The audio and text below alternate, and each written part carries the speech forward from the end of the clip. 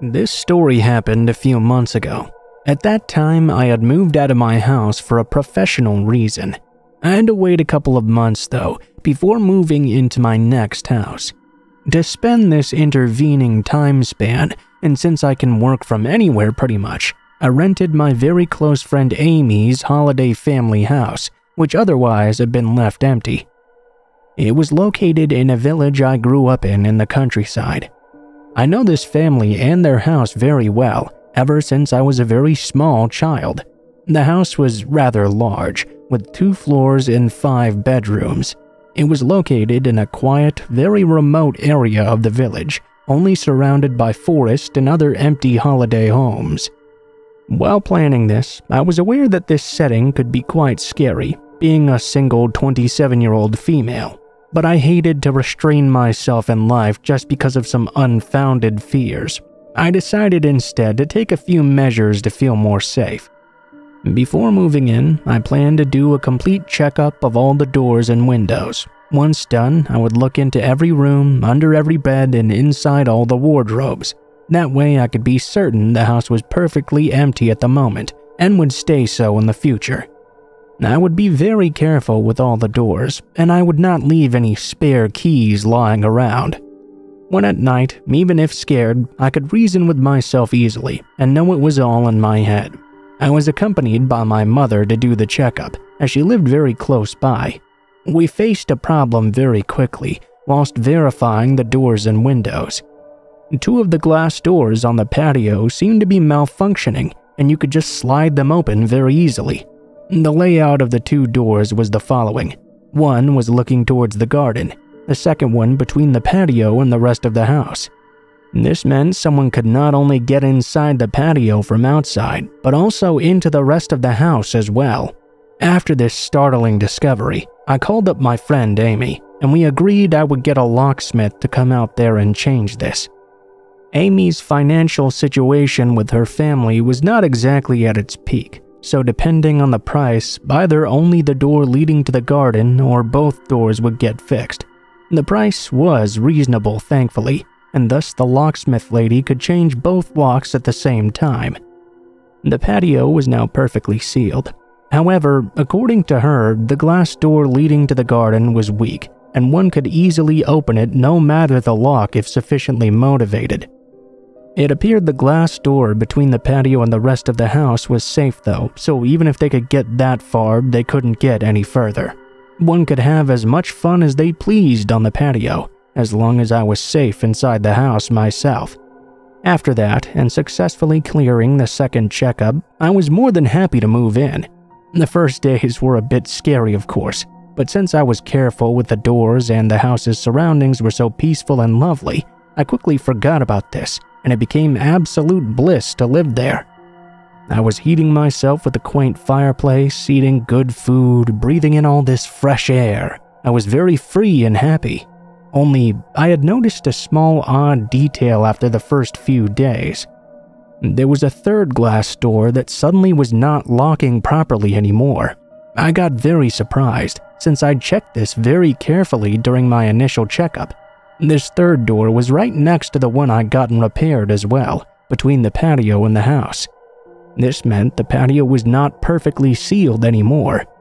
It was still fine, I thought. All the doors leading to the outside were still locked, so no need to worry too much. I quickly moved on since I felt so happy there. I didn't want any useless fears to bog me down.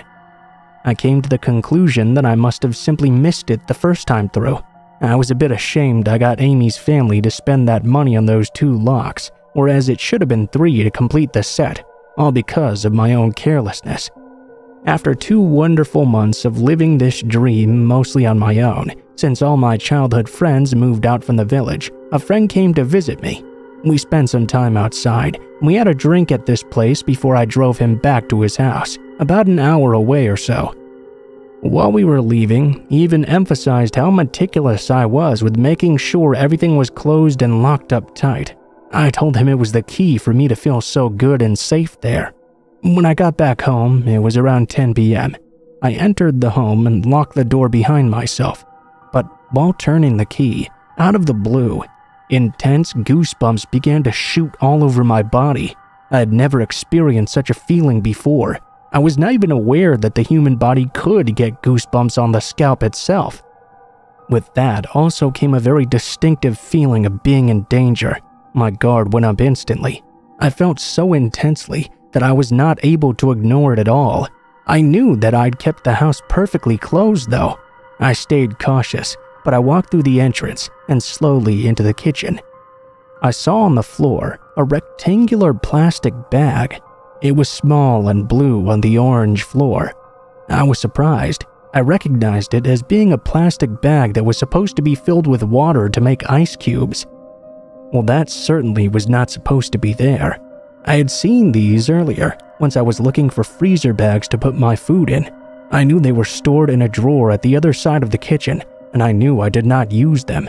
This uncanny discovery confirmed my gut feeling. I quickly sent a picture to my friend, asking if he'd touched or used these. Of course, he said no. I picked up a knife and started to slowly walk in the living room. Usually, whenever I would feel afraid in this house, I would go on a little checkup tour in every room to reassure myself. That was what I had in mind at this moment, but that gut feeling was literally forbidding my body to do so. Instead, I walked out of the house and drove to my mother's place. I slept there instead. I didn't get up the courage to come back until a few days later, during a bright sunny afternoon. My mother came with me, and we did another thorough checkup. Nothing was missing, nor broken, nor was anyone found there. Everything was exactly as I had left it. With all this evidence, I came to the conclusion that maybe it was my friend who by accident took those bags and forgot about them. Then they must have fallen on the floor while I opened the door, or something like that. I came back in and kept living the dream in this beautiful place for another month after. Then, though, something else happened. For a few days, I had been hearing these unusual noises outside, which began to scare me. I decided it was time for another checkup. It was around 9 p.m. I began going room through room, looking under every bed. Downstairs, all clear. I walked upstairs, opened the first bedroom, and to my surprise, the light was on. This caused me a small flinch. I never used these rooms upstairs, and they remained closed at all times. I walked toward the wardrobe, but just before I was about to open it, I felt a second flinch, as an unknown object seemed to be laying on top of the furniture. I opened it. Nobody was there. I closed it again and looked at this strange object. It was an elongated sheath of some sort, with a hook to carry it on a belt. The idea crossed my mind that this appeared to be a knife's sheath. I brushed it off. I didn't need my imagination going crazy in such a situation. I finished my checkup, but despite nobody being found, I couldn't help but feel weird about that sheath and the light. I went to sleep at my mother's place once again. The day after, I checked with my friend Amy. No family members had returned to the house while I was away, nor did they recognize the object as belonging to any of them. I dropped it off at the police station, and according to them, it was a hunting knife sheath indeed. Then I started thinking about that third patio door. It had been coming to my mind for some weeks. Reflecting back on my thorough entrance checkup, it's unlikely I would have missed such a detail. As well, the locksmith had changed the lock to the door right next to this one and even stared at it as well. There's no way she would have missed that. I talked with Amy. We first imagined that perhaps an old Airbnb tenant made a copy of the keys or something. But more and more, I was sure that there had been some sort of sabotage. I had another locksmith come and look at the third door's lock. Indeed, she found the lock part screwed on the door frame where the lock embeds itself had been unscrewed and taken off. She also checked the door leading to the garden that her colleague had pointed out as easy to open. It had also had a similar occurrence. I left the house for good after that. I believe a person had their little habits in this home, using the way I checked when I arrived and making sure to be able to reach inside the place despite my changes. Thinking that all this time I was living my life peacefully, reasoning with myself to not be scared, and that the place was actually safe and locked, when it never really was, really shook me.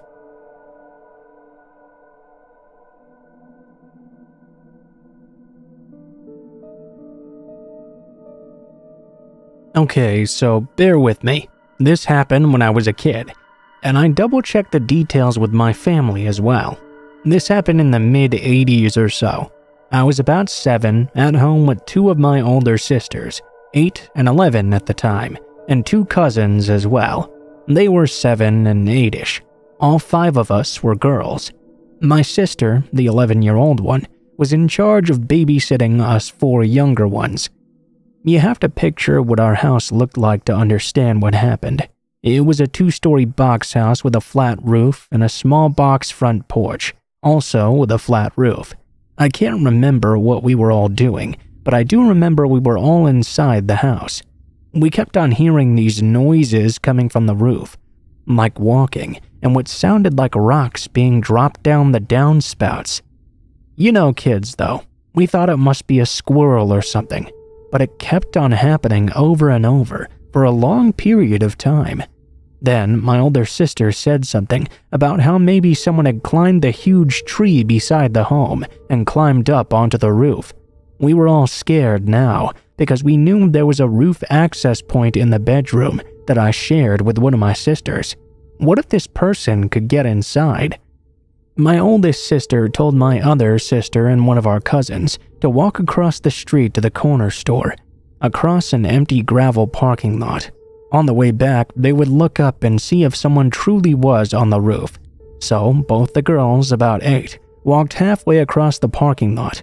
Being curious kids, they turned around, looked up, and saw a man in a football jersey crouched down on our roof. The girls came running home, freaking out, and told my sister about the guy. My older sister was freaking out as well. First, she ran to the neighbor's house to use their deck to see if she could see onto the roof as well. She couldn't see the man anymore though. She ran and called the police. It felt like it took them ages to even show up. When they did get there, I don't think they believed a word we said. They thought a bunch of kids were making up this story for attention. One cop drove down the road up a hill about a block away to see if they could see anything either. The way our roof was, though, you could not see a person if they were laying down. The cops told us that we had to go upstairs ourselves and check everywhere to see if we found anyone. 5 little girls, ages 7 to 11, sent upstairs, scared shitless and crying to look for this man ourselves. We knew about the roof access, and we all cried not wanting to go, but the cops said we had to. To this day, I still remember how scared I was. And the cops just wouldn't listen to us. They didn't check the house at all, inside or out. They simply left. We were so scared to be left home alone now, and the guy, who knows where he was now. We didn't know if he was simply laying down on the roof still, or had jumped down and went into hiding. My mom finally got home a few hours later. We told her what happened, and my mom explained to us that there had been a lock on the roof access anyway, so no one could get in. We were thankful for that, even though we hadn't known about it at the time. She went to check on the outside of the roof. There were clear footprints in the dirt, dug in good from him jumping off and onto the porch. It appeared there were footprints in the flower bed as well. My mom was steaming mad when she realized we'd told the truth and the police hadn't believed us. We went to the police station the next day and were all separated and interviewed. We all told the same story. My mom went up one side of the cops and down the other. We never found out who the guy was or why he was there.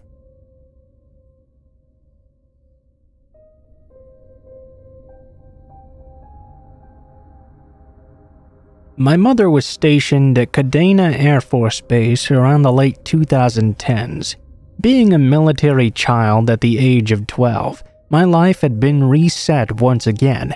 I didn't have any friends, and I had to learn an entirely new neighborhood. I didn't really have anything that made me ecstatic. That is, except the Pokemon League on base. It was ran by a few people who earned their judge cards from Nintendo. They held tournaments and open game nights as well. It was so fun, picking up the card game, playing the video game. They even had their own small gym and Elite Four system. I made a lot of friends there, and one of them was one of the judges. I'm still thankful to that judge to this day, because if it was not for him, I may not be here right now. The judge in question will call Professor Getsu for the sake of anonymity. He was an extremely nice dude. He was the youngest of the 3 judges and always wore a Pokemon professor getup. He looked maybe to be on the edge of his teens or early 20s or so, with dark hair, glasses, and a skinny frame. He was extremely helpful to all us newcomers, sort of like the big brother we could all look up to and strive to beat with our children's cars and video games, even if his game name Getsu was a bit nerdy even for me. He was always one of the last people to leave, helping to clean up and live nearby as well. That last thing is important for what happened. It was a colder night, and the event had just ended. I was sitting outside in the parking lot, scrolling through some memes my friends had texted me as I waited for my parents to arrive and pick me up. I was beginning to zone out as the time clicked by when I heard someone nearby call out to me. Hey girlie, you play Pokemon?" I looked up at some really huge dude, kinda chubby looking. I would see him every now and then at events, and he never really stood out too much. I gave a small nod and said, "Yeah, I do," as he gave me this wide smile, creepily wide. He started walking forward, and immediately I was hit with a nasty stench, what I guessed must be bad body odor. I blinked a bit as I saw he was walking to me from a black sedan, waiting with its back doors open. "I got this cool card collection. Come here, let me show ya." Now, my parents had already taught me stranger danger, but my kid brain thought, "Hey, he goes to the same events as me, and I see him around all the time. Surely it must be fine." That was what I thought, until he firmly grabbed my wrist and started to drag me off my feet to the sedan. To say I started screaming immediately is an understatement. Old Stinky Pete over here didn't care though. He was still dragging me, saying how much fun it would be, throwing out things about trading cards, like someone listening would think that he was dealing with a whiny kid. I honestly thought I was about to be taken and I would never see my mom or dad again, that I would be on the back of a milk carton, never to be seen. Silly, I know, but I was rather sheltered about dying and death at the time. Thankfully, Professor Getsu was walking out at that very moment, presumably just on his way to walk home. All I know is that all of a sudden, I heard the sound of fabric slapping the man's face. The professor had swung his coat right in the man's face and smacked him as hard as he could. I could feel his hand go down to where the man was grabbing my arm. He grabbed Stinky Pete's pinky finger and yanked it back hard. Stinky let go and yowled like an animal as the professor pushed me back behind him. He yanked his coat off the dude, then kicked the back of the man's knees and caused him to buckle to the ground. The professor grabbed his wrists and pulled them behind him, then placed his knee in the middle of his back. Stinky groaned in even more pain as the professor looked at him with a cold look in his eyes. The big brother figure was now gone, and in its place was something more threatening. Even I was a bit scared looking at him. His tone of voice when he spoke didn't help either. Icy daggers lingered in his words. "If I see you back here, doing this shit to my charges, I'll make it pale in comparison to what Japanese prisons would do to you." Stinky scrambled away and ran to his car. He peeled out of the parking lot. The professor glared at him till he was out of sight. Then he guided me back inside the venue to buy me some fish and chips. He sat down with me until my parents arrived.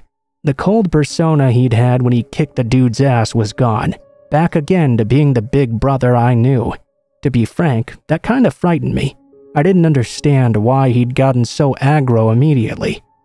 I only later learned that the professor was also a person who taught kids how to defend themselves with his mother at the local activity center. I suspect he developed something of a protective persona because of this. He explained the situation to my folks when they arrived. I wasn't allowed to go to the events and league as much as I used to, but I still did from time to time. The professor was still his normal self at all the events and always helping people as well. He stopped coming about a year afterwards since his license expired and his father was moving out of the country soon. Reaching about the same age he was, and with a little sibling of my own, I sympathized with how for a brief moment he became something so terrifying just to make sure I was safe. Oh, and as for old Stinky, He never showed up at the events again. Either he was banned or he'd been so scared of the professor that he just never came back. I wish the professor a good life and hope he's doing well today as well.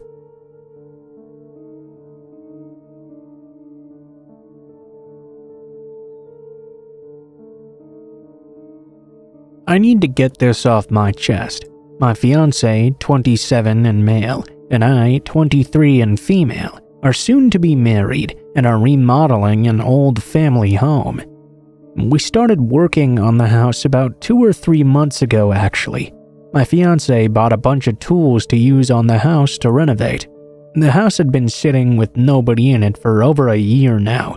Keep in mind it was also located in a fairly rural area. There were a few homes and trailers here and there, but really not much traffic, and very far in between all of them. We had a bit of a rodent problem and had been setting up some traps to catch them. 3 weeks ago, my fiancé went to check the traps, and we had a rat that was still alive. Long story short, he didn't want to take care of it, so he left. I got off work at 9 p.m. and went over to the house to see what I could do about this rat. It was raining, and my mom and brother came with me.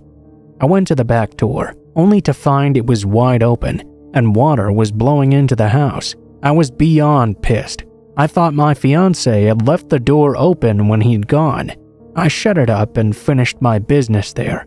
When my fiancé returned, I asked him quite angrily why he'd left the door open, and he claimed he never had. I'd simply called bullshit and left it at that. It didn't ever occur to me for some reason that somebody could have possibly been in there and made a quick getaway when I arrived. Fast forward to today. My fiancé and I went about our house to throw a whole bunch of trash and things into a dumpster we had rented.